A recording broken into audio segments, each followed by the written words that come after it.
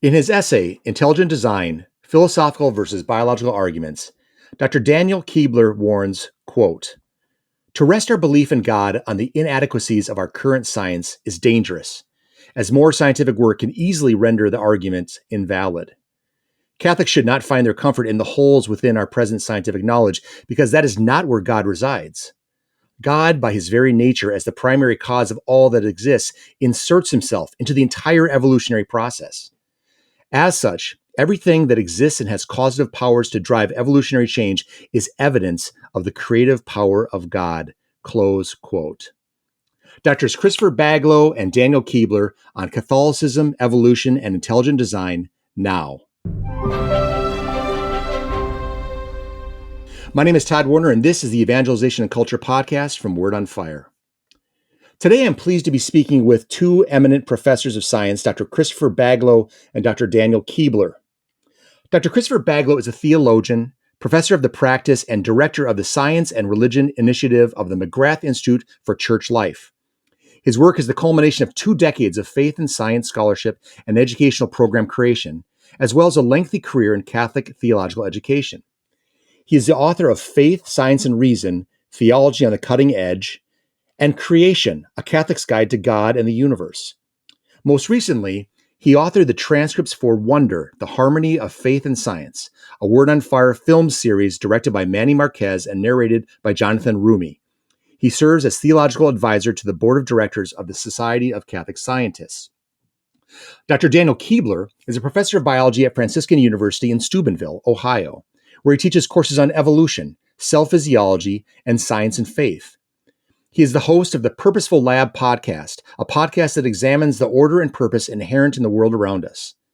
Dan is the co-author of The Evolution Controversy, a survey of competing theories, and is author of the forthcoming book, Darwin and Dogma, The Compatibility of Evolution and Catholicism, from Word on Fire Press. He has written both academic and popular articles on issues related to science, religion, and ethics. He is the vice president of the Society of Catholic Scientists and is on the board of the Spitzer Magis Center. He has been married to his wife, Nellie, for 27 years, has 6 kids, and resides in Steubenville, Ohio. Chris and Dan, welcome. Thank you very much. Well, thanks, Todd. Thanks for having us on the podcast, Todd. Absolutely. Segment 1. Science and the Intelligibility of the World. In his masterpiece Orthodoxy, G.K. Chesterton wrote, quote, "The general fact is simple. Poetry is sane because it floats easily in an infinite sea. Reason seeks to cross the infinite sea and to make it finite. The result is mental exhaustion. To accept everything is an exercise, to understand everything a strain. The poet only desires exaltation and expansion, a world to stretch himself in. The poet only asks to get his head into the heavens. It is the logician who seeks to get the heavens into his head, and it is his head that splits." Later, Chesterton would add, "The whole secret of mysticism is this, that man can understand everything by the help of what he does not understand. The morbid logician seeks to make everything lucid and succeeds in making everything mysterious. The mystic allows one thing to be mysterious, and everything else becomes lucid." And lastly, in your essay, Dan, Intelligent Design, Philosophical versus Biological Arguments, Albert Einstein asserted, there lies the wonder which increases steadily with the development of our knowledge. Now, guys, that was a big windup, okay? Chesterton, Einstein, etc. So let me get down to the question. So let's begin with the scientific lens through which we look at the world. Do you both, and I'll just take your turns with each other, do you agree with Chesterton and Einstein? Do you agree with the notion that wonder and knowledge coincide with and complement each other in our understanding of creation? Yeah, I think that's something that, as a scientist, I've come to over the years. Because I think when I started off as a scientist, as a grad student, you're under the impression, at least I was, that, hey, I can fit science into a box, that I could fit nature and the world. I could get all the equations and figure out, how things work. I remember taking a biochemistry class and thought, oh, look, I understand how the cell works. But then you realize, actually, I don't. I understand how this little process works. And if you step back, I think, and look at what organisms do, what life does, what the universe has produced over time, what you see is sort of a grand symphony. And you, at heart, there is this intelligibility this wonder that every scientist, I think, worth of salt eventually comes to when they realize how much they don't really understand about the world, right? There's a lot that I do understand, a lot that modern science understands, but there are certain questions that sort of go beyond the science. Science can only get you so far in terms of understanding reality. And I think that's something that people have recognized, I think, in science, particularly in the last couple of decades, because there was a time, I think a couple of decades ago, people thought, we can understand cells if we understand all the genes. We'll understand how a cell works. And they realized, well, no, we understand all the genes. We sequence the human genome. We still don't quite understand everything. There's something that goes beyond sort of reducing everything to little pieces and parts. There's a whole there, that there's that wonder that is there in the whole when you behold it, whether it's a whole organism, whether it's a whole solar system, whether it's a whole universe. There's this deep order that you find throughout creation, and that order sort of draws you in, I think, and brings you to that place of wonder that Chesterton and Einstein are talking about. Chris, how about you? What are your thoughts? Yeah. Absolutely. When you were doing your wind up with Einstein, I was actually expecting a different quote. I thought you were going to do the one where he says, "The mystery of the world is its comprehensibility, and that it is comprehensible is a miracle." Yeah. But going back to the Chesterton quote, you said when one allows the one mystery, everything else becomes lucid. Mm-hmm. That's the extraordinary thing about modern science, and what, as a theologian who's not a scientist, drew me into this ongoing dialogue with scientists and with modern science in an attempt to understand it, is precisely the extraordinary wonder that's produced precisely because of those things in the world that we can come to understand, right? The power of the right theory to help unify our knowledge, right? But never in such a way that knowledge obscures the ultimate source of the universe, a transcendent creator whose mystery will always be inexhaustible to us. Yeah, it's amazing. It's interesting because I just had a rotation with medical students this morning, and one of the things we talked about, I say I have a favorite statistic because I made it up myself. And that is that I say 85% of life's woes could be somewhat ameliorated if we could better cope with uncertainty and imperfection, because those are the two things that will be with us always. There's always an element of uncertainty and there's always an element of imperfection just in the human condition and so on. And I think it strikes me with both of you having your feet kind of one foot firmly fixed in science, the other foot firmly fixed in faith, and bringing the two together. It seems that the more you're acknowledging, the more you dive deep into the facts and the realities of science and what we do know, the more you come to realize there's so much that we don't know, and that you embrace uncertainty, you embrace humility all that much more. The more you get into the scientific framework, as opposed to that uncertainty kind of going away. Is that fair to say? Absolutely. Yeah. Yeah, definitely. And that's, I think, the thing that shows with maturity. I think as a young scientist, you jump in and think you can solve all the problems and forget the answer of how everything works. And you recognize the level of complexity that exists, not only from the smallest level to the biggest level, from cell biology all the way to astrophysics. Right, the level of complexity that's there, and the questions that the comprehensibility of the universe is an amazing fact, but it's also the reality of the universe is so much bigger than we can comprehend, both scientifically, theologically, philosophically, I think.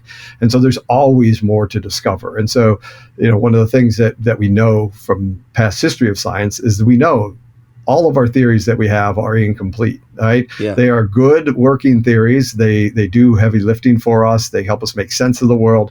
But we know, that they are not reality, right? They are our window into reality, but reality is bigger and more beautiful than the scientific theory itself, although it's a very useful tool. I'm not denigrating science in any way, shape, or form. I'm a scientist.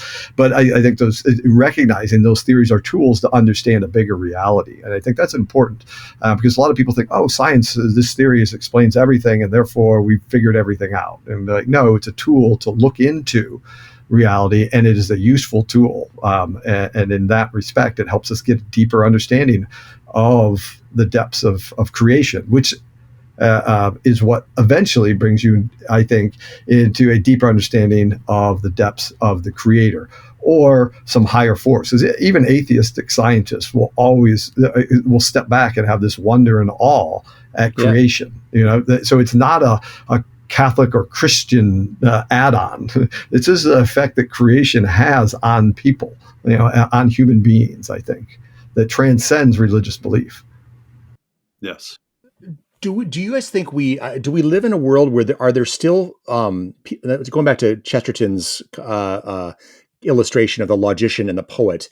Do we have people who are fundamentalists? I mean, do you think that in this modern era, are there scientists out there that are so fundamentalist, so materialist that they struggle with that wonder side of things? Or do you think there's a maturation that science, a direction that science is going into that embraces mystery? Now, whether they call it ultimately the notion of God, the supernatural, the transcendent, what have you, do you feel like there's still a dogged materialist branch of science that wants to basically sweep that all under the rug? Or do you feel like we're arriving at a point where even the most hard-bitten, like you said, atheistic scientists are finding their moments of transcendence? What's the state of the materialist, fundamentalist logician out there? Does that exist or not so much? Oh, it certainly still exists. Yeah, it's there for sure. Mm-hmm. One of the things that strikes me about the overwhelming majority of scientific literature that I read is the modesty, right? So they understand the limits of the method, and they understand that they can only make certain claims within that method. Yeah. It's certain self-appointed spokespersons of science that will oftentimes come up, and then they do this mysterious voodoo. I'm from Louisiana, so they do this modern voodoo. They take a really great explanation, and then they just add in some form or fashion the word only to it. Yeah, good one. Right? This is it. This is the only explanation for everything, right? Or at least within this field of vision. This is the only. It all boils down to simply this. Yeah. So, when Christopher Hitchens says, "And God, it's not great," thanks to the microscope and the telescope, religion no longer offers us anything important, right? Yeah. So that's just another way of saying only the microscope and the telescope offer us anything important, right? Yeah. And so that's that only voodoo in which a method is turned into a mentality.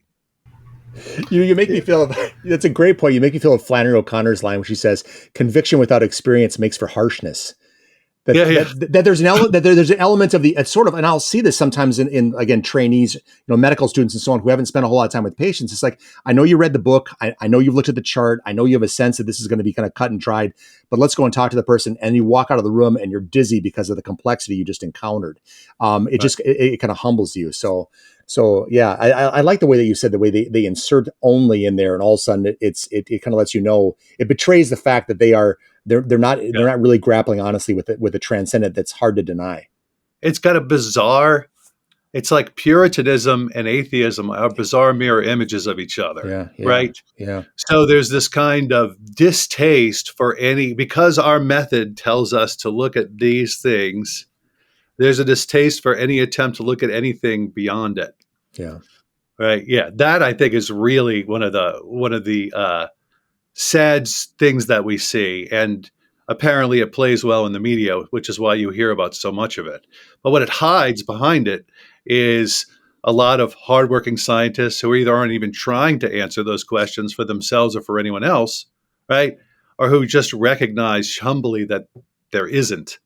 Right, in their own method and the ability to answer those questions without help from other disciplines like philosophy and theology. Yeah, and I think one of the things that you see, even in those people that say, like as Chris is pointing out, like science shows that we are nothing more than material things, right? Or whatever their nothing is, right? Even those people, at the end of the day, have this awareness that, that why is it that we can understand this vast universe, right? So they still have, I think, that sense of awe.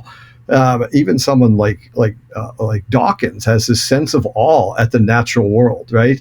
And he writes very poetically and beautifully, even though he's an atheist, slash agnostic. He does still that. I think that there's the transcendent nature of what human beings are. You can't strip that away and still be human. So you got to have something to orient that to. And I think a lot of scientists who say we're nothing more than material things, but isn't this wonderful? And how is nature so beautiful? And it brings me peace and joy, and it draws me up into something higher. And it's like, because we're meant to be drawn into something higher, and they recognize that but they want science to have all the answers. So it's this weird space, I think, that people live in. It's like the theology provides, like I tell my students, the widest wisdom, right? So you can have Dawkins' nature mysticism in Catholicism. I mean, one name, St. Francis of Assisi, right? Mm-hmm. Yeah. You know what I mean? There you go, right there. Okay. You can have that, but he can't have St. Francis's spirituality, right? And somehow he thinks he has to tear those things apart and place them in opposition to each other. Yeah. That's a great point. And it's to that Chestertonian line about, take away the supernatural, all that's left is the unnatural. That we as Catholics, all of us sitting here, we can embrace the incredible riches of what the natural world has to offer without excluding the supernatural or the mystery, the transcendent, as opposed to maybe the hard-bitten atheist that constantly falls into his or her own traps and recognizing, whoops, I went into a transcendent space by accident or unconsciously. I'm not supposed to go there. And therefore they have this kind of rump of a theory that doesn't account for the reality of that which transcends their theory. So this is what I love about talking to the two of you also, and I've talked to you before about these things, is you're at the tip of the spear in academic environments and helping to break down the barriers between the natural and the supernatural with good theology and good science, but recognizing that this kind of hard line or bright line that's been put in there, this wedge that's been put between the two, has been misplaced. I want to ask you this. So by the nature of what scientists' work is, many times scientists, they do not like wonder, but they don't like the mysterious because they're searching for answers. And so sometimes wonder and mystery can be sort of vexing to the scientist in pursuing in the pursuit of answers, and they kind of want to get things pinned down and dissected and kind of find answers. Is in your opinion, is it the role of a scientist to dispel wonder with concrete knowledge, or what's your sense about that? Yeah, I'm a scientist. Yeah, I don't think so, and I don't think that most scientists see that in terms of. I think that maybe their role, they want to dispel mystery and sort of in a lowercase mystery. Right. We want to dispel that because we want to have an understanding of how this thing works, or how does life evolve on a planet? How does the planet form? How do you get a solar system to form? These questions that we want to have a better understanding for. But I don't think that they're out there to squash, wonder. In fact, wonder leads. I've interviewed a lot of scientists on my podcast and talked to a lot of scientists, and so many of them, the reason they are scientists, what brought them into science, is the wonder they had of the natural world when they were a little kid. Right. I just followed bugs around. I was just amazed at what they could do and how they would follow this and go. Or I was amazed at seeing the planetarium and these stars. And those are the things that draw people into nature and into the natural world to be scientists. And I think that motivates a lot of scientists to try to understand the mystery that's there, and I think what gets people off the rails when they think they can fully understand it. And I think there's a nice parallel between the creator and the creation. I think creation is a mystery. We can understand a lot of it, but I really think it reflects the creator, and there's a mystery at the heart of creation, right? And so science on its own brings you right to these ultimate questions of why we exist, why is the universe the way it is, Why is there something rather than nothing? Why is there order and not order? And why is there beauty in the universe? Why is it beautiful to look at the night sky, right? That's creation. Why is that? That's a real question that every human asks at some point in their lives, but it's not a scientific one. But science, I think, can ask it an even deeper sense of wonder about it, because not only can we look at the night sky, but you're amazed at scientists and astronomers can know exactly how old those stars are and exactly how far away they are and exactly how they formed. And that doesn't take away from the mystery. I think that adds to it. How is it that these natural processes produce such beauty? Yeah. Right. That adds an extra layer, I think, of wonder. Not to mention that there are just some things about the natural world, and this definitely comes up in particle physics, right? Yeah. That it's just clear we can't comprehend them. Yeah. Like, so the wave particle duality of light, or superposition, right? Where you have a particle that seems to be in two different places at the same time, right? Things like that. When we get to these deepest levels, we find these kind of, well, actually in the Word on Fire program, the very first video that I did, the transcript for is called Light from Light, Scientific Enigmas and Theological Mysteries, right? In which there is an analogy between some elements of science that just defy our ability to comprehend them, in the sense of keep them in our minds, right? Rather than just being able to acknowledge them, but actually to encompass them with our minds, which is what comprehension means, right? Rather than simply say, this is a mystery that can't be explained in any ordinary sense, right? And it's a natural one, a scientific one. Yeah. What I love about the conversation here is that again, wonder, mystery, transcendence, and the humility that comes with that, as you guys are describing these various scientific theories and scientific explorations and so on and so forth. All wonder, again, transcendence and mystery, and the humility that comes with it constantly is accompanying the scientific endeavor. It's never separated from it, which brings me again to a lot of what your day's work is at Steubenville, at Franciscan at Steubenville and at Notre Dame. Kind of this interplay between theology or faith and the sciences. Now, in an age of scientism that wants to basically say, hey, that which is not subjectable to the study of the scientific method is superfluous or is soft and is basically something that should be discarded because it doesn't give us the material heft that the science demands, and so on and so forth. How do you guys find your daily work in helping to bridge the gulf that for some reason it happened, whether it's the Enlightenment or what have you, this gulf between the sciences and faith? How have the two of you worked in your own spheres to bridge that gulf? And does it seem like this is so natural? And then as your students are listening to, are they understanding, and are they agreeing with you as you unfold this? Well, I mean, so I teach faith and science almost every semester at Notre Dame as a course. It's a second theology course in our theology program. So it's something that every student could possibly take to complete their theology requirements. And many of the students that take it are science majors. And what I notice is that it's not hard to kind of topple the conflict thesis in their minds. I do so with some history, with a colleague of Dan and I named Corey Hayes, who does the Galileo affair. He's speaking at the University of Tulsa this evening, in fact, the evening of our recording. They quickly begin to see that Galileo is the exception, not the rule, and that there's a lot of biased assumptions and prejudices behind the conflict idea when you begin to look at where it comes from. That's not hard. But what I do think is difficult for theologians today is to uproot in themselves the idea of conflict almost as an operating or an animating principle of the way they think about approaching this with their students. Sure. What I've found is much more exciting is what I call the relational unity model that St. John Paul II outlined in his letter to the director of the Vatican Observatory.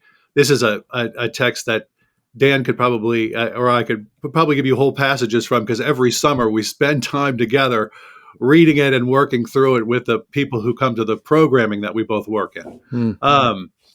And with our students too, right? The relational unity model is a model of dialogue and openness in which the legitimate autonomy of science is respected, right?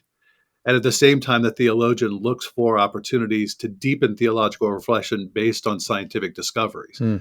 That excites the students, even the students who come into the class and don't have the background in the faith, begin to think differently about that relationship, and in many cases become open to faith. I've seen some of those students add theology as a major or as a minor after the course, and not a small number, because now they can begin to see how their wonder, as Dan would talk about what they can discover in science, in their physics or their neuroscience majors or whatever it might be, has this counterpart that transcends it, but also embraces it. Yeah, that's interesting, because at Franciscan, I got started sort of moving into the science and faith dialogue by teaching an evolution course to bio majors, right? And so for them, they're coming in with this understanding of the science, and their question is, how does this fit with our faith? So I started doing, at the beginning and at the end of that course, adding some philosophy and theology to help them how to think about this in a holistic way. So how does, based on the science of evolution, how do we start thinking about this in relation to creation, in relation to what man is? What is it that science can answer about that? What is it that science can't answer about that? And so, and I found these students love talking about that, because they had their theology course, and they got their theology, they had their science course, they got the science, but they wanted to talk about, as Chris is saying, how do these things interact? Right. How do we inform our science by what we know by faith, right? And so we have scientists that are, what questions should I be asking, or what should I expect the science of evolution to discover if I know that God created man in his image and likeness, versus what should I understand about God as a creator if the creation has been part and parcel of the creative process that God has infused into the universe, right?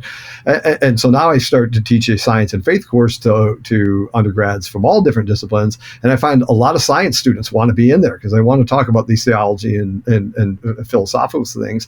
And then I see a lot of theology students that come in there and they've got some, I don't know, what's he going to talk about with the science? But once once you frame it and say, okay, this is what the science is, let's say, how do we look at our faith in relation to this? We don't have to give up anything. Yeah. We don't have to give up anything. We have to just start to think about it in a wider way. So it opens up, as John Paul II said, you can open up new vistas to look at reality. So understanding evolution or quantum physics gives us a different way of viewing the way the creator works and how the creator has created, which I think enriches people's faith. And I think most students walk away just relieved. Oh, I can freely explore these without doing damage to my theology, right? And I think that's the beauty of like the work that Chris does, that when students are given an opportunity to put things together rather than seal things off. Yes. And it's funny. I was at the major seminary in New Orleans before I came here, right? John Paul II says in that letter I mentioned, science can purify religion from error and superstition. Mm-hmm.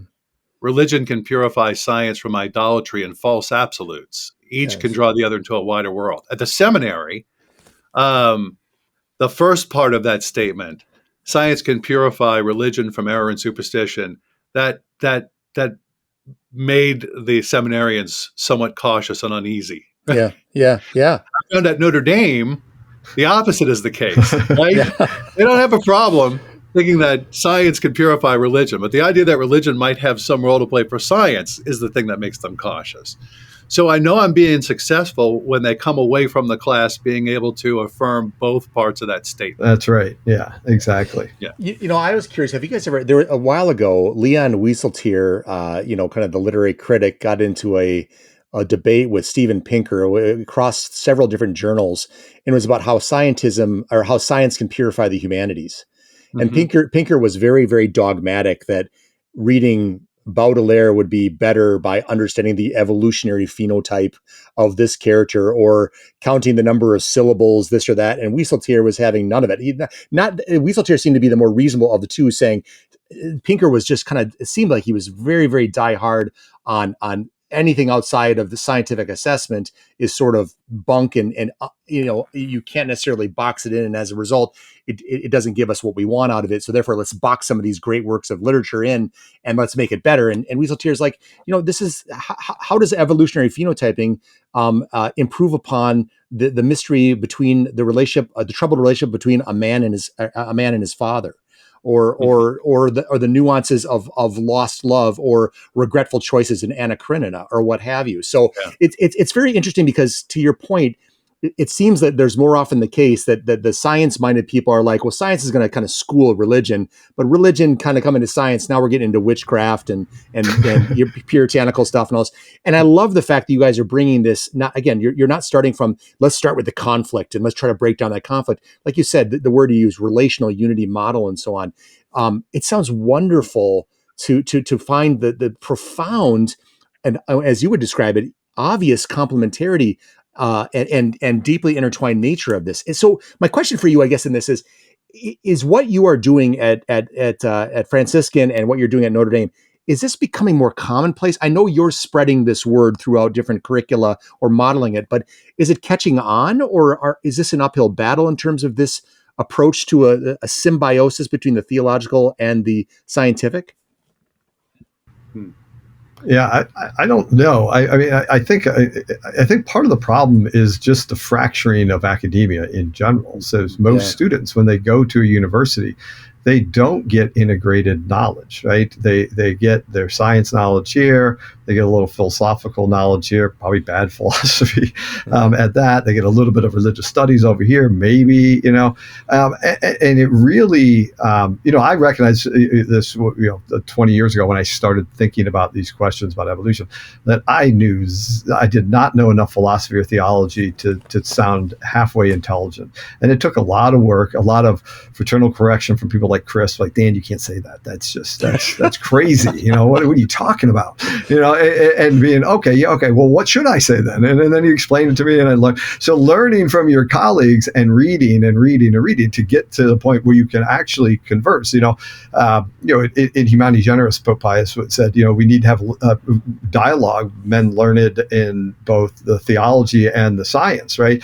But if people just know the science or just know the theology, you're going to talk past each other. And so there's got to be some philosophical bridge that you've got to build, and that takes work. And unfortunately, modern academia doesn't do that for the most part, by and large. It's especially with the way the economic model is now for higher education, that is not something that the universities are going to get invested in. And so it's not like people are like trying to break the conflict, but we're just not doing the things that equip people, I think, to be able to actually see clearly.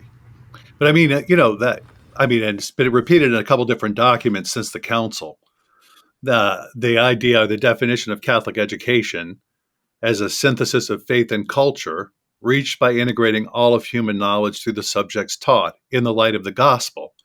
So, really written on the heart of the church's vision of Catholic education is precisely what Dan and I get to do all the time with the work that we have. We find a great deal of interest and buy-in from science and religion teachers who come to us in the seminars that we run. We have my program is a grant from the Templeton Foundation called Integrating Faith and Science at Catholic High Schools Nationwide. Dan is a constant presenter in that program. He comes all over the country with us and gives talks. I think we got another one coming up a little later on this month, right? Or maybe next month. I'm not sure, but Dan will be there, and he was with us earlier this semester too. And then our week-long seminars in the summer. So for them, and also then at our institutions, it's of much more. There's much more openness and interest in our departments and among our administrators to this kind of thing. That quote from John Paul II that I gave you is listed in the strategic framework that Notre Dame just came out with last year. John Paul II is quoted in it. Wow. So, if it's there, obviously they're going to allow this kind of thing. Yeah. There's even a whole initiative kind of across the academic programs called CAD, Catholicism and the Disciplines. Now, to be honest, they've had a lot of trouble getting it off the ground because not a lot of the academics that are out there, like Dan said, right, know enough about Catholicism to be able to relate it to their discipline. It's turned into team teaching, which I think is probably the most fruitful way for it to go forward. But yeah. And by the way, I could say the same thing that Dan did. Dan has made substantial additions to my understanding of things and helped revise the way I've understand certain things. Even as most recently in my the second edition of my textbook, I ran something by him and he goes like, "No, you've got this wrong here. What you're actually trying to say is this about the science." So yeah, so I mean, it's very enriching to be able to do that, this way.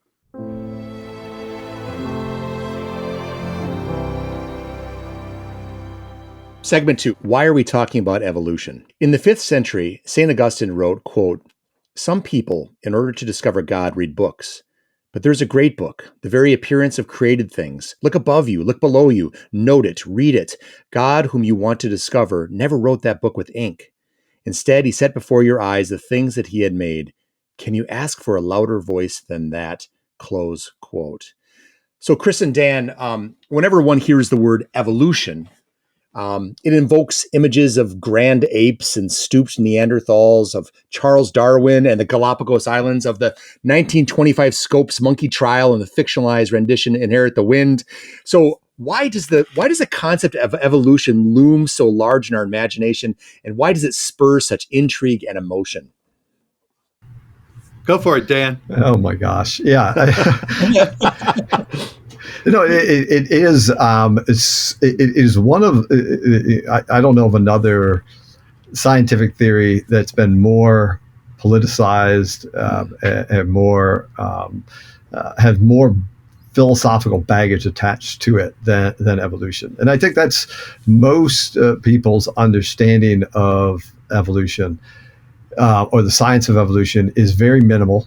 They might have got a cursory overview of it in high school. So many high school teachers don't want to touch it because they're afraid of getting feedback or blowback. And so they have such a cursory understanding of it. They hear in the popular culture, if they're, a lot of Christians or Catholics hear about, atheists who are saying, "Oh, evolution shows there's no God. The human persons are just a bag of molecules." And so they just immediately, evolution's show it can't be right, because if it shows that, I got to reject the science. So you have this philosophical baggage of atheism, materialism that has been attached to it, which is not indicative of the way someone should approach any scientific theory, let alone evolution. But and then people just immediately get their back up, because most people, when they say you got to choose, most practicing Catholics, if you say you got to choose between your science and faith, they're going to take their faith every time, right? And so what are they going to do? They're going to throw out any supposed scientific theory that they see as opposing that. And I think that's where the challenge is, I think, with a lot of people when that comes up. And then there's a lot of people that use evolution on the other side as a cudgel to beat up religion, right?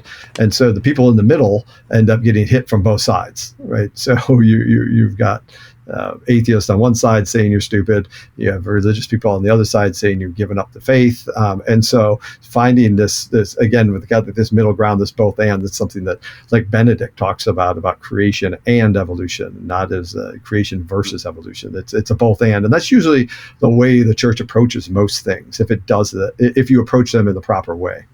Right. And one difficulty, there are a few things I'll say about this. So first of all, Dan said creation and evolution. For a lot of Catholics, the difficulty is that they don't have a well-developed understanding of what we mean by creation as the divine act by which God causes all things to be. One of the breakthrough moments I find in my class is when I cover that with my own students, right? And I make sure I do it before I cover evolution, talking about primary and secondary causality, the Christian doctrine of creation as it developed, and recognizing that this is not God in competition with creatures, a theme that's been quite Bishop Barron has been quite fond of, right? Mm-hmm. Like God causing creatures to be and to be causes of each other out of the preeminence of his goodness, as St. Thomas Aquinas would say. Yeah. If people feel that, or people kind of assume, which, by the way, I think is entirely understandable that they do assume this, that by creation you mean something like a craftsman putting parts together and showing ingenuity and sometimes like incredible power, right? Then you're going to feel that some natural explanation will compete with that, right? It'll just take that off the list of things that God did or that God does. Yeah. So that's one problem. The other problem is historical, and that is that Darwin produced this theory at the very moment when the whole idea of conflict between faith and science was becoming the narrative, right? The narrative of secular modernity, and the work of people like John William Draper and Andrew Dixon White in the United States, but already with people like Huxley, who was called Darwin's bulldog, and his scientism in England. And of course, already behind that, you have the whole specter of the French Enlightenment and people like Auguste Comte, right? So they're all pitting these things against each other. Darwin's naturalistic explanation, right, emerges at a time where people are going from a methodological naturalism to ontological naturalism, nothing but nature, right? And so it seems as if what he's saying must necessarily be interpreted that way.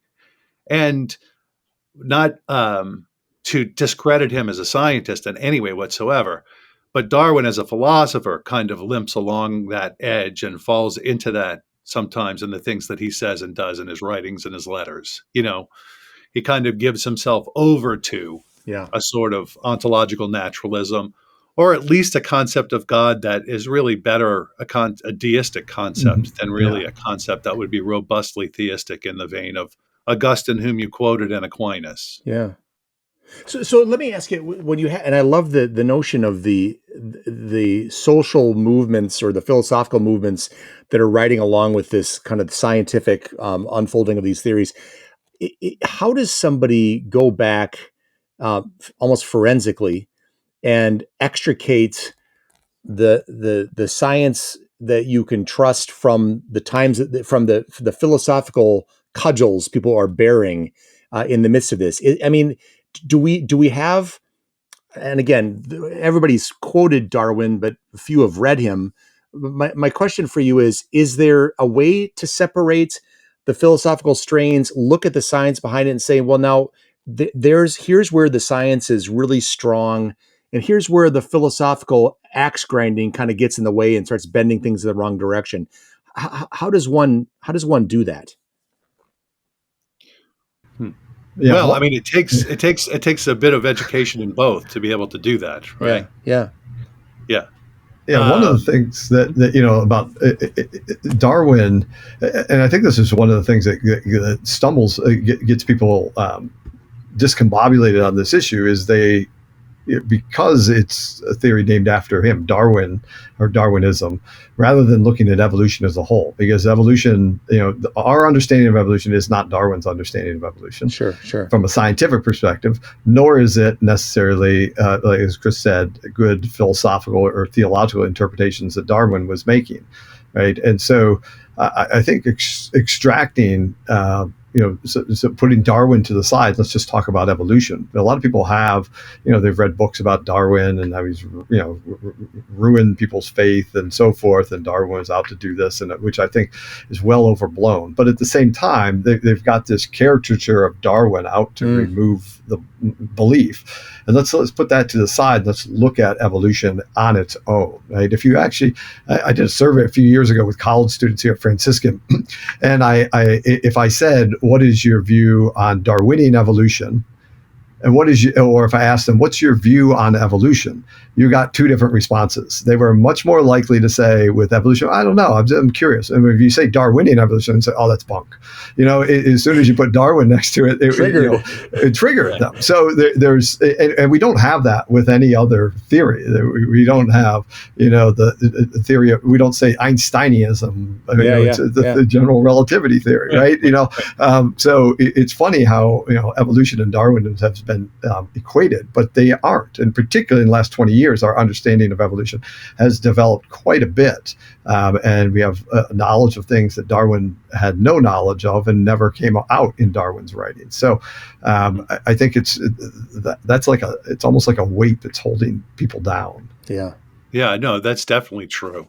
And the fact that Darwin himself, when I approach this, like for instance, in my Faith, Science, and Reason book or that kind of thing, I try to approach Darwin sympathetically by first dealing with his incredible insight, right? Mm-hmm. Which made everybody say, well, why didn't I think of that? I think the answer to that question is that they didn't have a picture of a world that was millions and millions and millions of years old up until the early 19th century, right? But I think that approaching that sympathetically and then looking at some of the things that he said and realizing that he's got a missing piece to the philosophical puzzle. It's not his fault that he doesn't have it. Yeah. And that the Catholic tradition does in fact have it. And it's interesting how deeply the church's reflection on Darwinism helped revive that principle, which is this idea of the transcendence of God and his immanence in causing all things to be, right? Such that when we see natural causes capable of doing amazing things, that's a reason to give greater glory to God, not to take that off the list of things that God has done, because it shows that God has wisely created the world in such a way that it can bring about the ends he intends for it. Yeah. Yeah.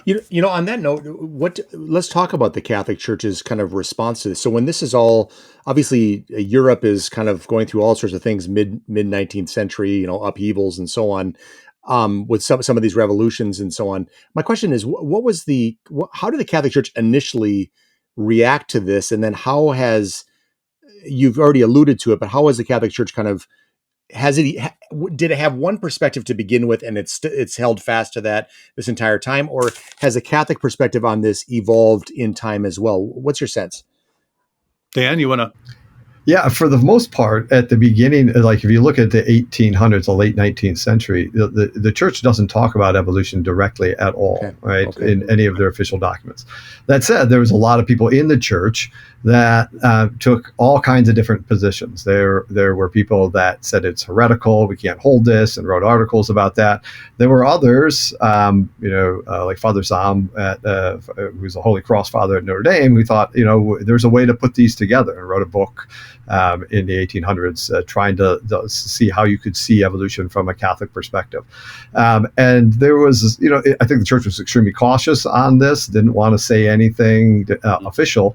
But in general, I think it was skeptical overall, largely because of the historical context that Chris was talking about, the rise of sort of modern biblical criticism in the 1800s and the sort of flattening out Scripture as just one book amongst many. And here's another example that's going to cut against the faith.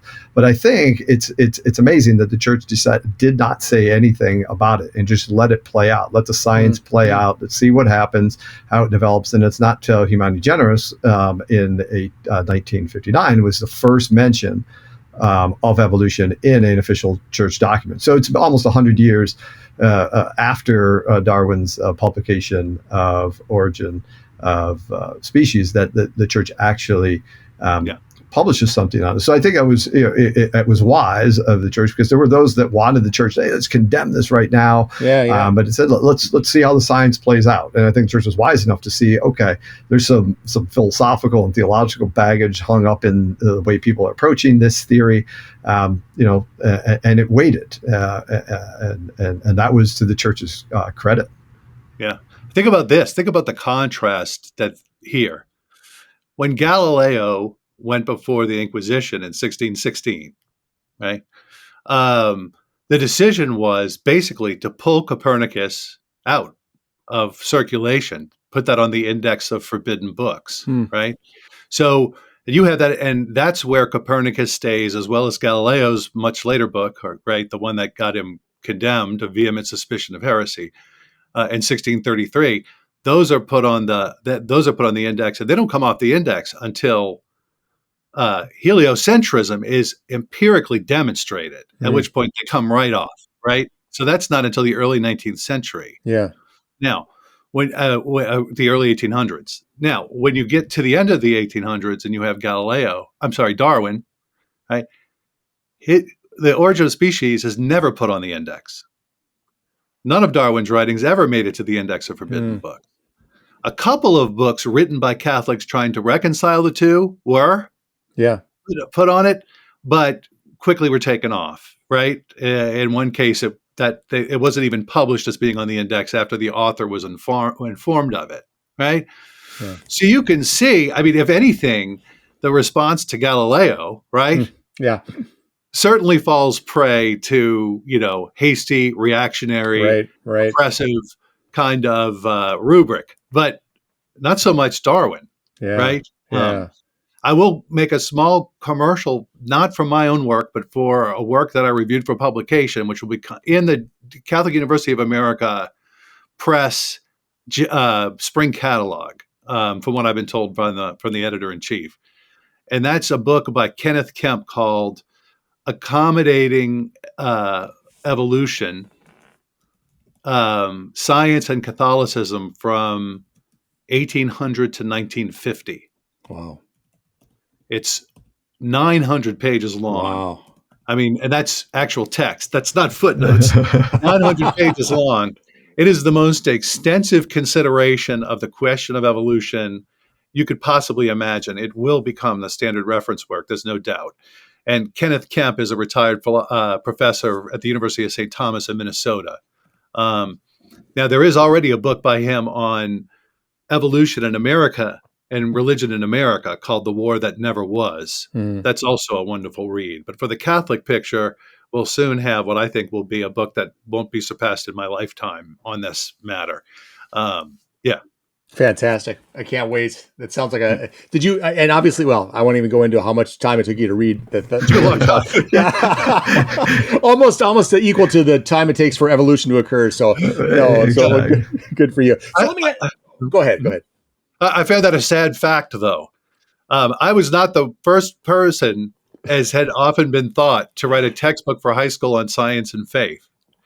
It turned out, I find out through reading this book, that the grandson of St. Elizabeth Ann Seton, William Seton, had written the first one. How about that? And I pulled it out of the library here at Notre Dame to read it, and I was really impressed. Already he's showing how you can begin to think about evolution and faith together. How long ago was that, Chris? When was that written? Do you remember?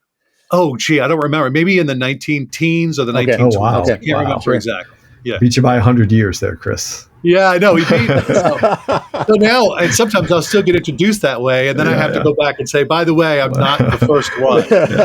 Yeah, you're the heir of a saint, so you're not in bad company. Exactly. So before we get into our next and our final segment, which deals with intelligent design, why should the average person really even care about evolution? I mean, they got all sorts of other worries and concerns in their life.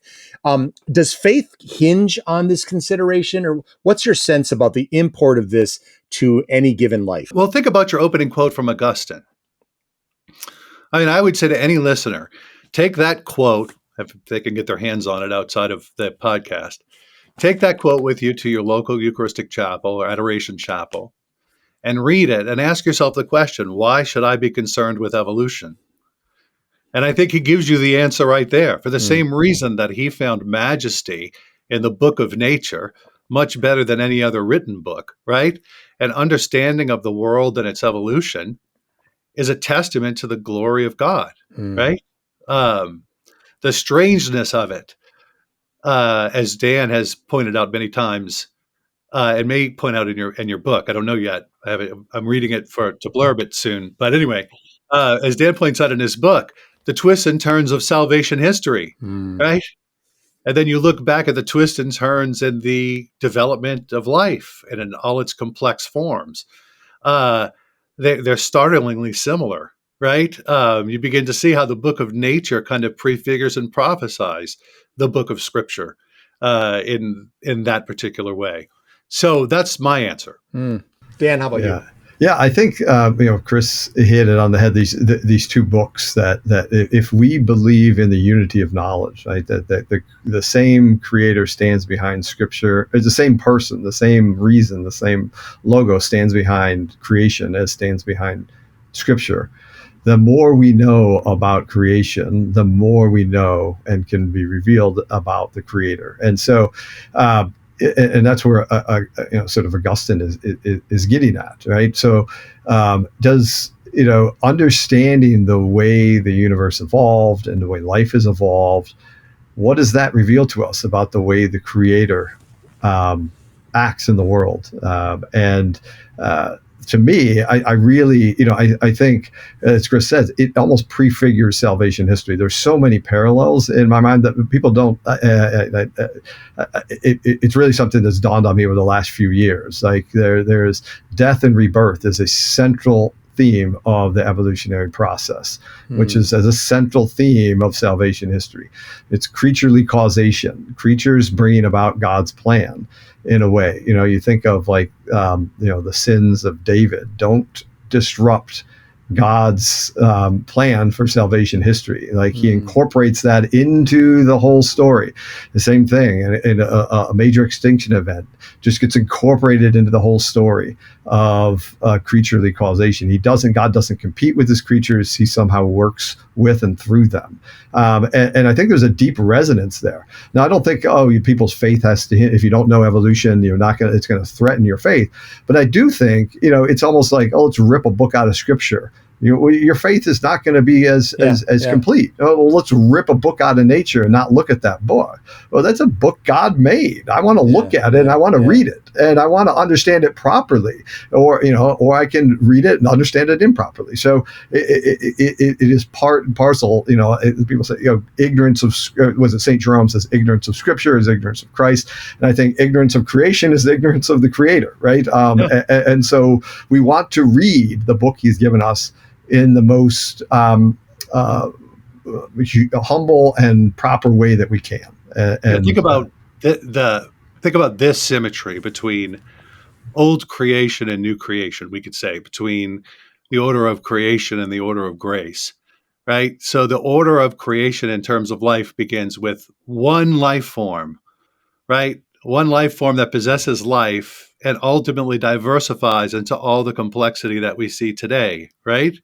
By surviving. And in Christ, we see one bearing in himself all of supernatural life, passing it on by dying, right?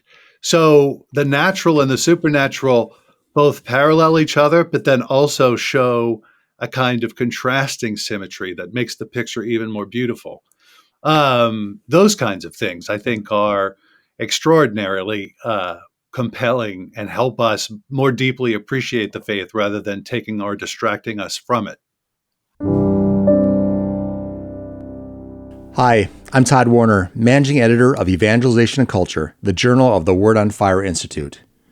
Word on Fire is a global evangelical community that exists to provide our members with the resources they need to proclaim Christ to a secular culture. Our award-winning quarterly journal, Evangelization Culture, is offered exclusively to Word on Fire Institute members. It's a tangible representation of our mission and goal to lead with beauty in order to bring others to the knowledge of truth. Inside each issue, you'll find writing from premier scholars and inspiring pieces on literature, culture, and daily life from fellow missionaries on the journey to know and serve Christ. Get a copy of the current issue of the Evangelization Culture Journal for free by visiting wordonfire.org/journal. Thank you, and join us in bringing Christ to a hungry culture.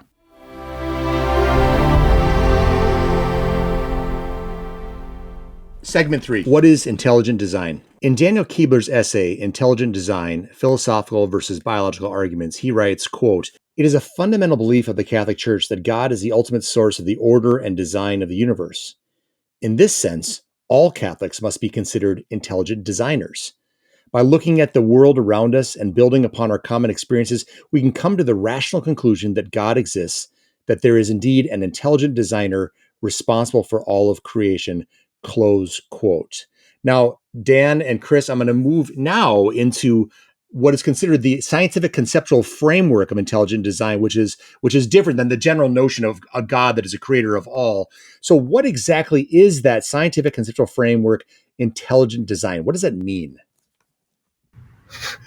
Yeah. So what I would say, I often refer to this as biological intelligent design to sort of distinguish it from more philosophical, sort of the five ways of Aquinas, or sort of the ontological arguments and so forth about the existence of a creator.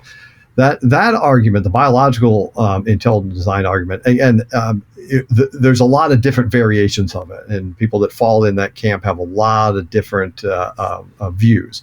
So trying to sort of give a bigger picture of what underlies most of those views and captures it best is what I'm going to try to do here. Yeah. For the most part, what they are looking at is looking at something that, in theory, could be explained scientifically, right? So this is something that is some aspect of the created world, some change that might have to occur in the created world that, in theory, science could explain and say it's too complex for science to explain. Mm-hmm. Therefore, God must have been involved directly in this process. And so that exactly where that is that line is drawn differently by different people. But just for example, somebody could say, look, the first life form, there's no way chemicals could have become living organisms, right? Now, in theory, that's something that science could largely explain, right? And there's different scientific ideas. We still don't really understand that process, but that is a scientific question, and there's active scientific research on that. But someone would say, look, that's not something that science can explain, is ever going to be able to explain, even though it's something that science could possibly explain. And they say, well, therefore, God must have done that. That's evidence of an intelligent designer there. Or they'll say, look, there's information in the DNA, right? And that information could not have evolved by a natural process. And therefore, God must have put that information there. But that begs the question, are there natural ways in which information can increase over time? Are there natural processes by which creation can produce more information? And that's a big discussion, debate, it depends how you define information and so forth, but they take and try to insert God into, I think, what are properly understood as scientific questions that we don't fully understand the answer to yet. And I think that's the move, as opposed to saying metaphysically, all right, why does something exist? Why is there order? And that's what, if you look at Aquinas's different ways, he's saying, why is there motion? Okay. Right. Well, there's got to be a source of that motion, an ultimate first mover principle, right? Or why is there, and so he's asking metaphysical questions.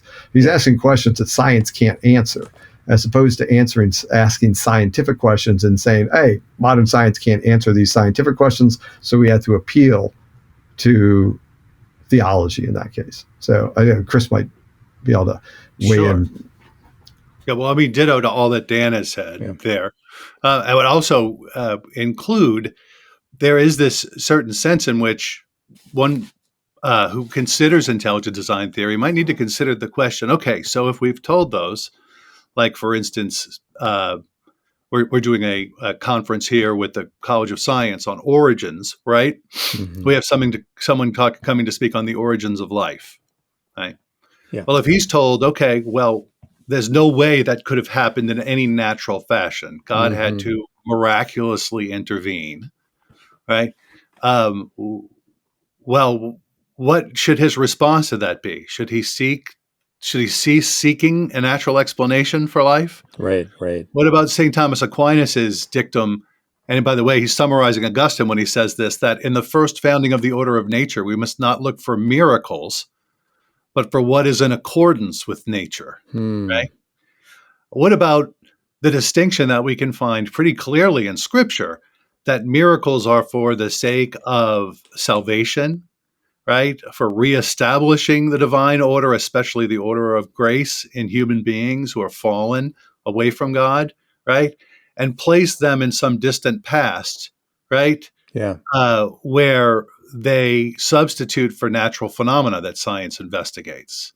So from a theological perspective, intelligent design theory, right? What Dan was calling biological intelligent design, not the idea that God designs the universe, Yeah. right? Yeah. But intelligent design theory robs nature of its own essential unity and order. Mm. It makes nature, instead of being created in its integrity by God to operate in the way that it does, it simply begins to insert God into those places we cannot yet explain, right? Leaving us with the question of what would be the wisdom of that, right? That God would create a natural order that's radically incomplete and needs him to tinker with it. Yeah. Yeah. Let me ask you this. When did this start? I mean, when I know obviously it must have started as the, I think that Dan, in your essay, you talk about a lot of times in biological intelligent design relies on a lot of molecular biology and statistical argumentation. So obviously these kind of theories or this kind of idea of biological intelligent design is kind of coinciding with the unfolding of molecular advances in genetics and molecular biology and so on and so forth. When did this sort of, I'm going to say rift, if you will, between people who believe in God as the originator of the universe and are saying it's a metaphysical intelligent design argument, and then an offshoot kind of comes out where we go into this biological intelligent design? Is this late 1900s? Was it something that the metaphysical intelligent design people said, hey, we can kind of see where this goes? Or were they aghast at the beginning saying there's trouble ahead? What's your sense about origins of this and then reaction as this kind of deviation started to occur? It's actually a lot older than one might think. And in fact, it's something that Darwin himself was schooled in his own educational training. It went by the name then of natural theology. It was largely Anglican in inspiration. William Paley is the most well-known name.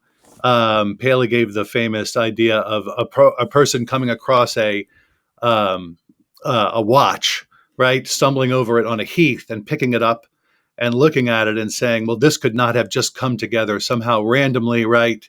There had to be an artificer a craftsman who made this watch, right? And then looking or applying the same logic to living creatures and saying, well, there you see, living creatures are so complex, they could not have come about other than through some miraculous intervention, through special creation, as their theology would have termed it. The interesting thing is that this spun poor Darwin into several different metaphysical and theological directions. He ultimately would say, I'm going to quote him, "The old argument of design and nature, as given by Paley, which formerly seemed to be so conclusive, fails. Now that the law of natural selection has been discovered, we can no longer argue that, for instance, the beautiful hinge of a bivalve shell, such as those of clams and oysters, must have been made by an intelligent being, like the hinge of a door by a man," right? So Paley's argument now gets replaced by a natural argument, right? Yeah. And now Darwin feels like his own faith is being challenged. Yeah. Had he had recourse to the more venerable principles that come to us from the Middle Ages and from St. Augustine, that we've already been talking about, this would not have been a problem for him, right? He could have rejoiced in the natural explanation and not seen it in competition with the supernatural. Yeah. Dan, am I? No, that's exactly right. And that's one of the biggest sort of philosophical issues, is that you see the atheists and intelligent design people have very similar philosophies on this, that it's either God or a natural cause. They put them two together. And the atheists say, look, we got all these natural processes that can do this. We don't need God. He's extraneous here. Whereas the intelligent design crowd will say, look, we've got these natural processes don't suffice, at least as far as we know right now. So therefore, God must have done it, because it's either, if we can find a natural process that removes God. And that's not a Catholic way of looking at God as a creator. And Chris is right. This argument starts, it's got long legs, but it really took off. The modern version of it takes off in like the 80s and 90s as people start to look at sort of the molecular mechanisms, the molecular machinery inside the cell, right? How did this complex system evolve, right? And there's a lot of things in the cell, or even how the first cell evolved, that we don't really know, right? We don't have a full understanding. And there's a lot of ideas that people have.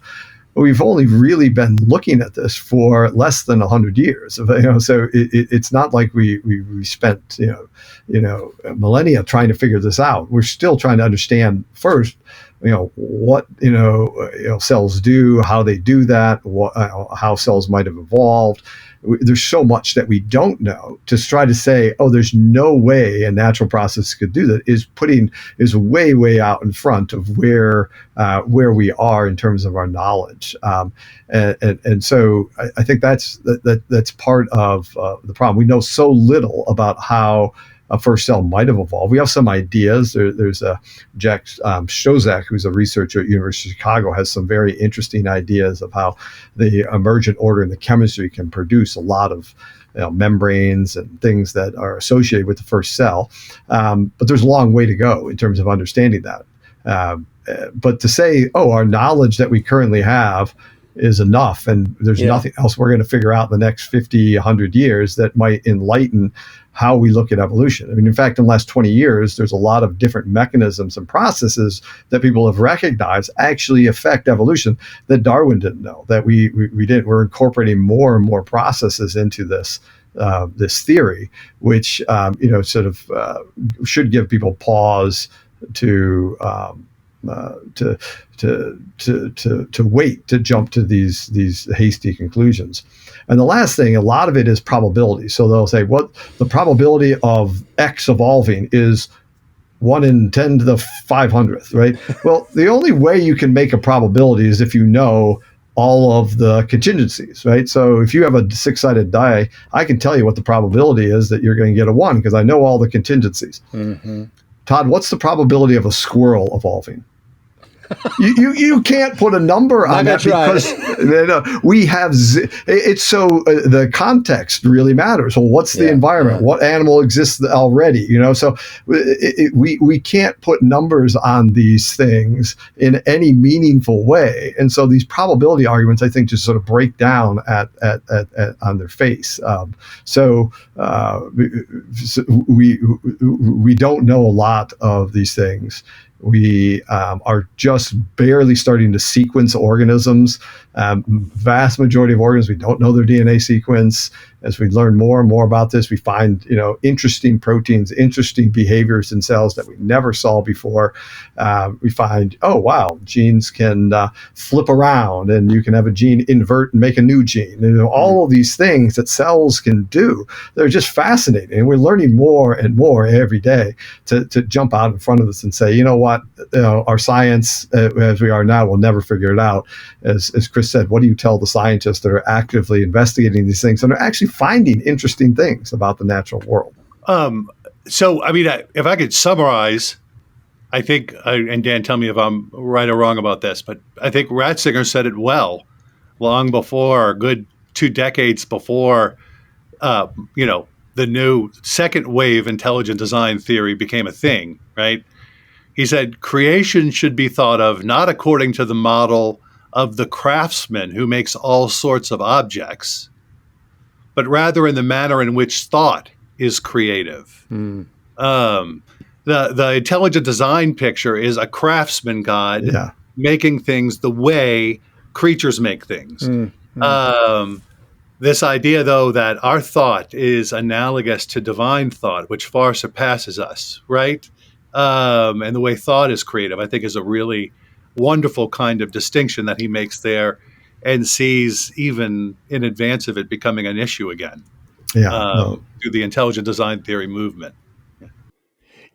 I wanted to highlight an example because, again, this is complex conversation about, again, molecular processes, statistics, and a biological intelligent design. There was in your essay, Intelligent Design, Philosophical versus Biological Arguments, Dan, you unpacked intelligent design, the notion of irreducibly complex structures like the cilia of one of the beating kind of little kind of whatever legs off the periphery of a bacteria.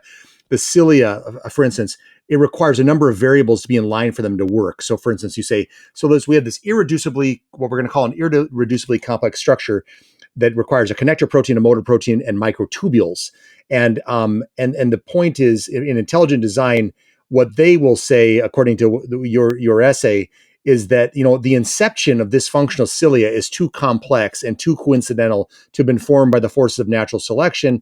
As such, because we are at this point incapable of explaining this, and it seems like logic dictates that it can't be explained, will never be explained. This inexplicable gap must be where God intervenes. And I think that moving to that next level it is the problem, as I see you guys unfolding it, is that the whole spirit behind scientific endeavor is to never say, well, we're done, we figured it all out. It's always to say, provisionally, this is what we know, but we're still going to be looking at it. Now, as Catholics and as thinking Catholics who believe in the larger philosophical intelligent designer, we believe that God is behind all of this in the origination of the thought of the creation, etc., but that we can study and live in mystery for a time without putting a stamp on it and saying, at this point, we have thus declared no further study is needed. This is where God intervenes, and voila, intelligent design has happened. Am I understanding it correctly? Yeah, absolutely. That's right on there. And I think, like, for example, like the evolution of a cilia, right?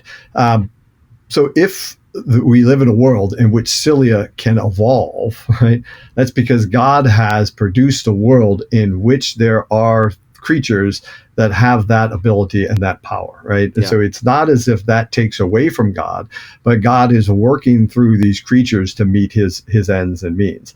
And the thing about evolution is, you look at like a cilia, the proteins that make up a cilia, those same proteins do a lot of other things in the cell. And so there's this and this is not an isolated case. This is something I teach cell biology, and I stress with the students every day. Hey, look at this protein here. Oh, it also does this, and it's very similar to this, or this structure is used over here, and this structure is used for this.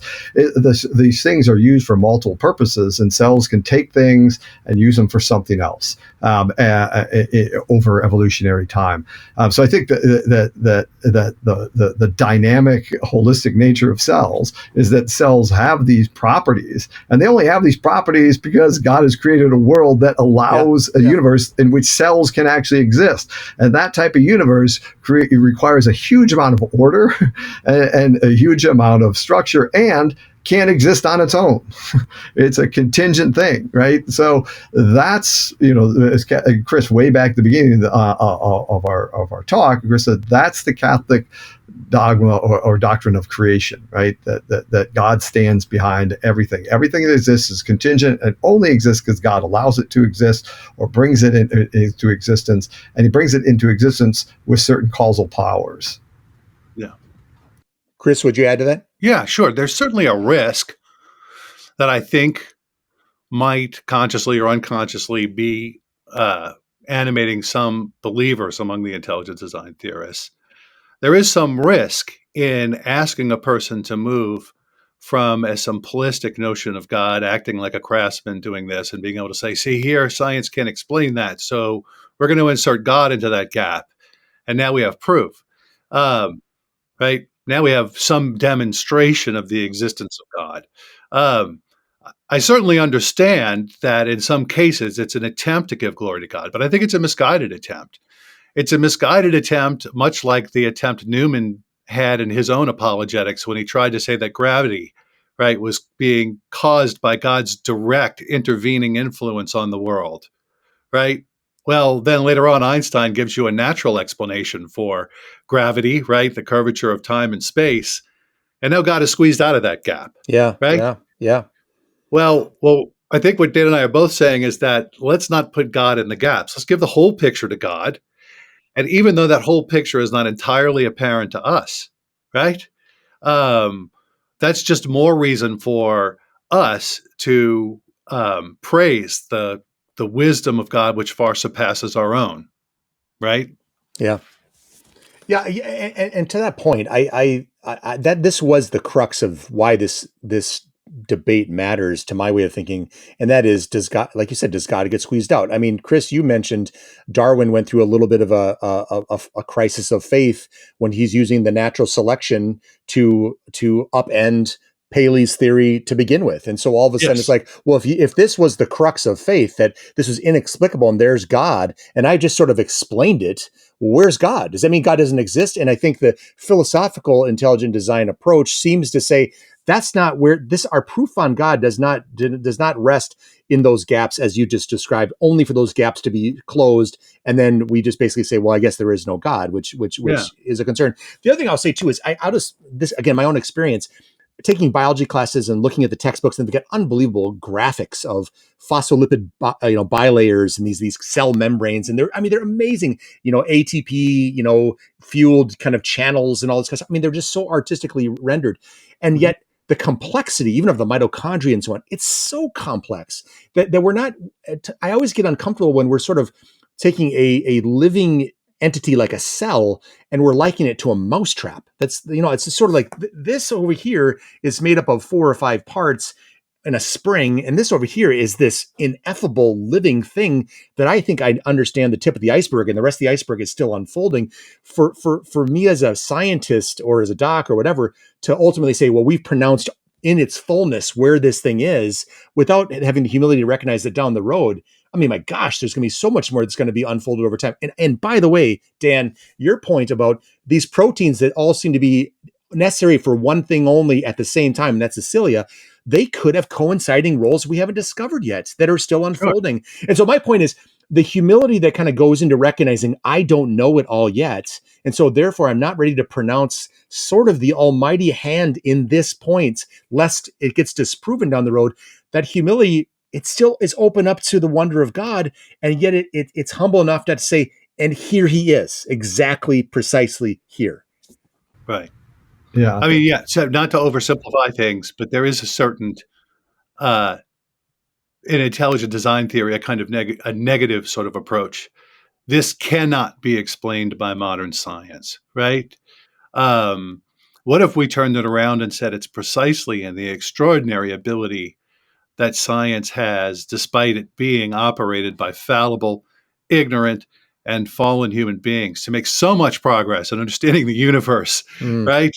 That in fact, that intelligibility of the universe is something to which we should give praise to God, rather than try to find a place where we have to say, no, stop researching this. You'll never get anywhere. It just doesn't seem to me that any discipline could actually survive for long with that kind of ethos, right? So what's being offered to scientists through intelligent design theory is not something that is itself conducive to the progress of science. Yeah, that's a good point. And another point you mentioned, though, Todd, is the idea that cells are machines, right? And cells are not machines, right? And if you think cells are just machines, or organisms are machines that are passively getting bombarded and then change, and it makes this sort of static thing of evolution, like they are just sort of randomly being beaten about by evolutionary forces. That's not what's going on. They are not machines. They are living organisms, and as living organisms, they have all kinds of processes that we're uncovering to increase their genetic information, exchange their genetic information, to alter their genetic information in very specific ways to meet their ends. And they'll also are ends that actually help drive the evolutionary process. So organisms have these amazing properties that actually allow for evolution to occur in ways that resist probabilities, right? And so recognizing that we live in a universe that is allowed life to come into existence, and life that can continue to increase in complexity because of the way life is designed or the way the life is set up. In this particular universe, right? And the reason life is set up this way is because the chemistry is set up this way and the physics is set up this way. And you get the ultimate question, well, why is the universe set up this way? And that's where you sort of run out of scientific explanations. You get to the metaphysics. And Dan and you, both of you, I think both of you just said something in each in your own way that I think is extraordinary and also shows one of the great flaws in intelligent design theory. Todd, you talked about the ineffability of this creature. And Dan, you kind of went along the same route. But remember that those things live in a universe itself that has such extraordinary order, as Dan has done in his own work, has demonstrated in his own work, right? There is this interaction between organism and environment, and that goes super deep, right? And we're, and all the various branches of science kind of deepen it, from biology to chemistry, from chemistry to physics, and so on. That's extraordinary. I think that intelligent design, like in that famous example from Paley with the watch and the heath, the assumption is the watch is beautifully contrived, the heath is chaotic, right? It kind of pits design and nature against each other. So you can find instances of design in nature, but nature itself is not marvelously designed. And I think that that's a real problem from the perspective of a divine creator to whom and from whom all things come, right? Yeah, well said. This whole conversation and the reading I did in preparation for this, I couldn't help but thinking about John Keats' concept of negative capability, where he says, that being in uncertainties, mysteries, doubts, without any irritable reaching after fact and reason, that it's an interesting thing, because I think whatever side of the debate a person finds themselves on, people are hunting for answers in this kind of worldview, hunting for answers and acknowledging the divine. And the issue is, where do we start arranging the role of the divine in our hunt for answers?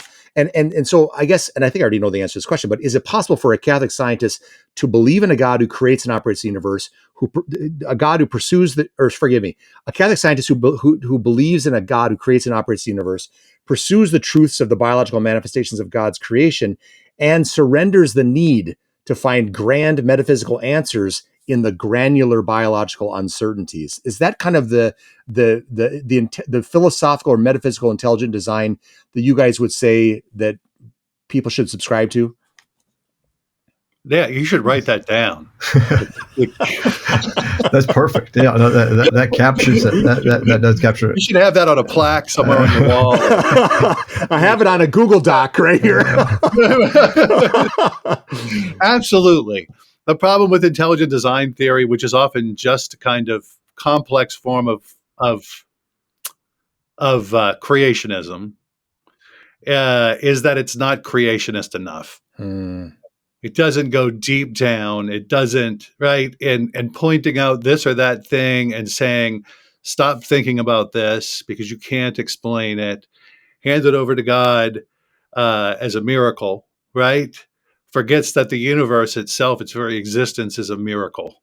And that, in fact, its beauty and its complexity and the fact that these things all work together for ultimately to produce technology, art, and podcast producing organisms like ourselves, right?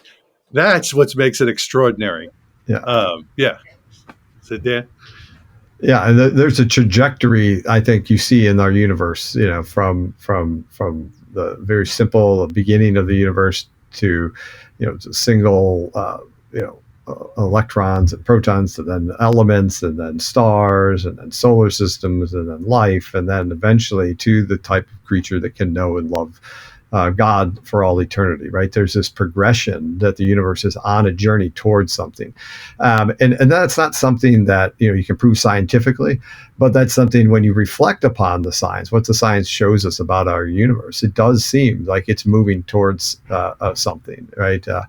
And that resonates with our view how God works in salvation history. It's moving towards something. So there is this deep parallel there, that if you reflect upon the universe as a whole, I think the underlying question, a lot of scientists will ask this question without a very good answer: why is it that the universe has moved towards more complexity overall over time? Why is that? At least particularly on our planet, but even just in terms of the elements, you move from simple elements to more complex elements. So there is this movement towards that. That poses theological and philosophical questions, and you could ignore those, or you could try to reflect upon them with humility and the wisdom of the church. Yeah. So there's where the granule goes to the metaphysical right there. Right. Yeah. Right. Like that when you come to that point and you're like, you realize that your method can say, well, I don't know why, against all odds, it moved towards life and ultimately intelligent life, but it just did. Yeah. Right. That's an invitation. Yeah. No, but it's an invitation to step beyond science into a new discipline that doesn't compete with it. Right. Yeah. Right. Yeah. Right. Two last questions. First of all, is there something helpful that the biological intelligent design argument can offer, that if it's refined in one form or the other, can complement Aquinas's philosophical arguments for God as the creator of the universe? Yeah, I think so. But I think it would have to do a pretty important transformation to its rhetoric. It would have to stop saying this cannot be. Yeah. And they would have to say, it seems from the present state of science that this cannot be, and then listen to scientists respond.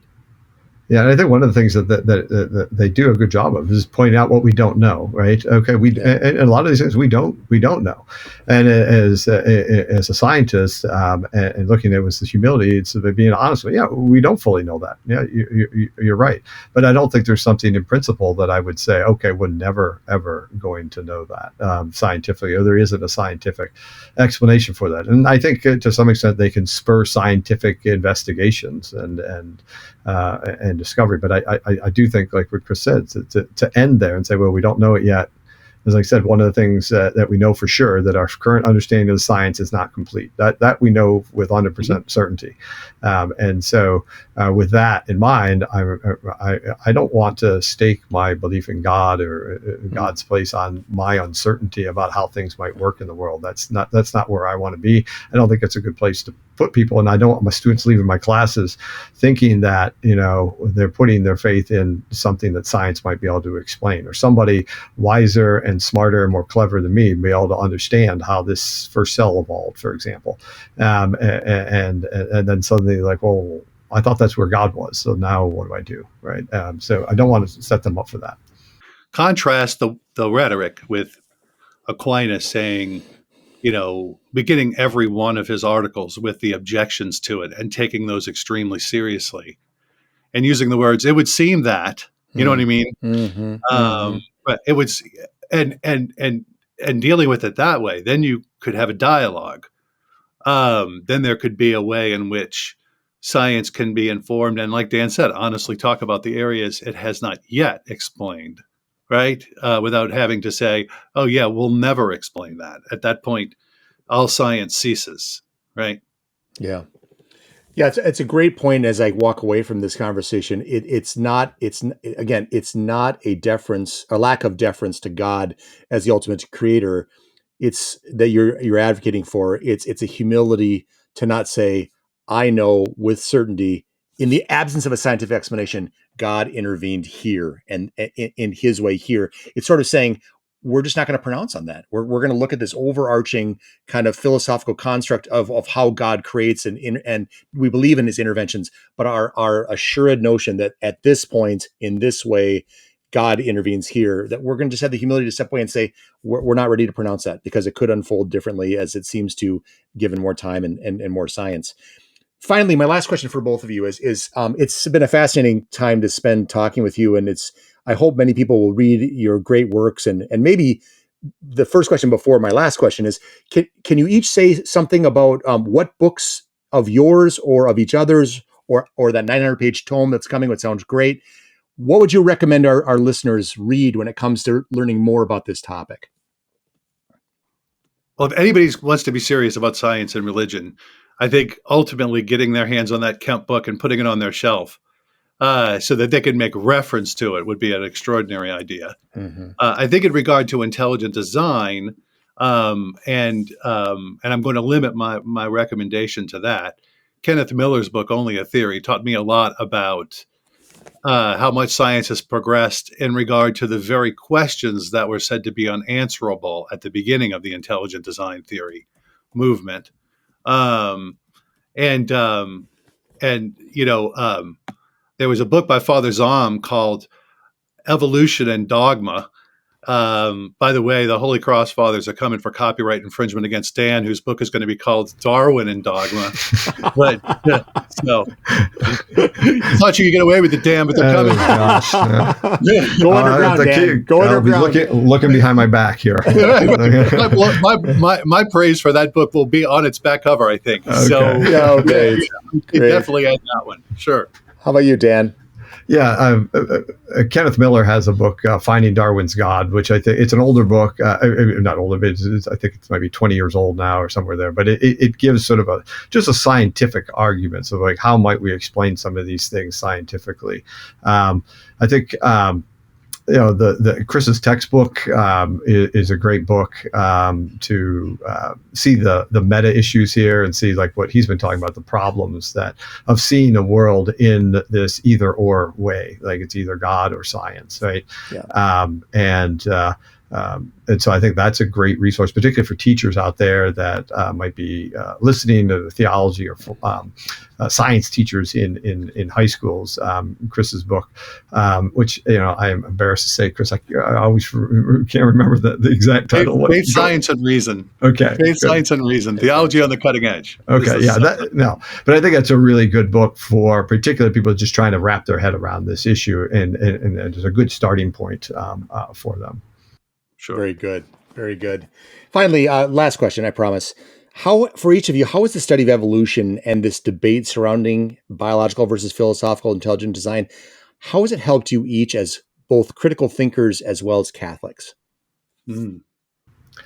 Yeah, for me, I think one of the things that I've really had to do as I've tried to understand evolution in light of the Catholic faith is that it's caused me to read a lot more of the church documents, the church fathers. I've read more Augustine than I'd would have ever thought I would have read in my life. And the side effects of that on my faith have been amazing. So as I pour into the wisdom that the church has on all of these issues, reading Aquinas and what he has to say about causality, about Augustine and what he has to say about science and the Book of Nature, really, I realized, the church has this figured out. Oh my gosh, this is how you need to think about this. And it's deepened my faith, not only about science and faith, those issues, but just my faith in general, being brought into the wisdom of the church in that. Yeah. Chris, how about you? Yeah, sure. I'll mention a specific area, which has just been fascinating to me. One of the things I've taken the most interest in is how to relate the evolution of the human species to our faith in human dignity and uniqueness, right, amongst the rest of the animals. And one of the things that has been extraordinary to me is how that's been able to sharpen my understanding of the human person as the image of God. But not to the detriment of science, but informed by the way in which what we have received through our evolutionary patrimony, for lack of a better word, helps us understand the rich trove from which all human aspirations, desires, etc., are at least influenced, if not drawn, right? And also then in the light of that, also because of the imperfections of that, the need for grace, right? You don't read too far into evolutionary psychology as a believer without coming away realizing how badly you need the Eucharist and confession. Baptism just started, right? You realize, wait, that makes a lot of sense. And it makes a lot of sense of the stupid things I do, right? So therefore, Lord have mercy on us all, right? Yeah. Absolutely. Doctors Christopher Baglow and Dan Kuebler, Catholics, professors, and celebrants of creation in the state of journeying. Thank you so much for spending this time. It's been just a pleasure talking with you. Same here. Thank you so much. Yeah. It's been great, Todd. Yeah, very enjoyable.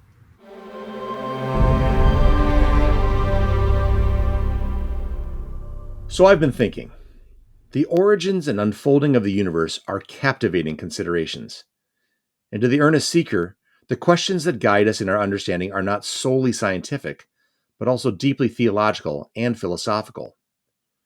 Are we the products of a godless universe, thick with random choice and meaningless contingency?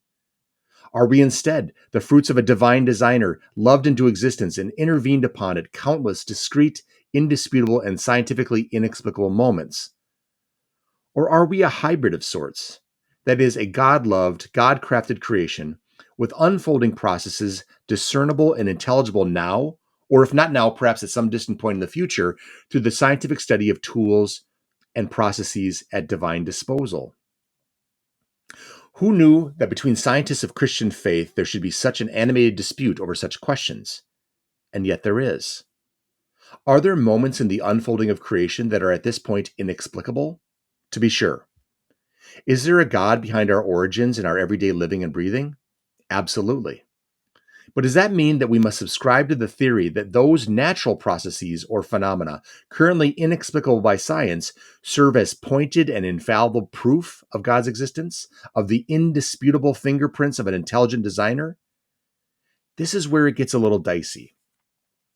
Drs. Dan Kuebler and Christopher Baglow would say that in assenting to this theory, we tread on dangerous ground. But just what is at stake, you might ask, with emphatically assigning God alone to explain the gaps in our knowledge? If we assign current scientific mysteries the status of forever inexplicable, attribute their cause to a moment of indisputable miracle, and hinge our faith on that very pronouncement, we risk the loss of faith if or when an illustrative scientific explanation is discovered. To agree with Dan and Chris is not to deny God as the creator and operator of the universe, nor is it to assume that God is incapable of miracle or intervention at any time or point in his creation, or author of every process. Instead, it is to say that the science-minded Christian must approach these moments of scientific uncertainty with profound wonder and humility, lest our enthusiasm to stamp miracle on it ultimately undermine belief if and when we find a scientific explanation. It seems that once again we fall into the danger of pitting God against science when we don't have to. Why can't it be equally miraculous that the God of the universe created intricate materials and keen processes that brought about the once mysterious, now clarified outcome? Scientific clarity doesn't have to undermine faith. It can and should affirm it. Why can't God be found not only residing in the mysterious gaps in our knowledge, but also in the wondrous closing of those gaps and everywhere in between? However this debate continues to unfold, to celebrate God in our answers as well as in our questions, and to do so with humility, awe, and gratitude, seems to be the greatest posture of a faithful Catholic and discerning scientist. So let the conversation continue.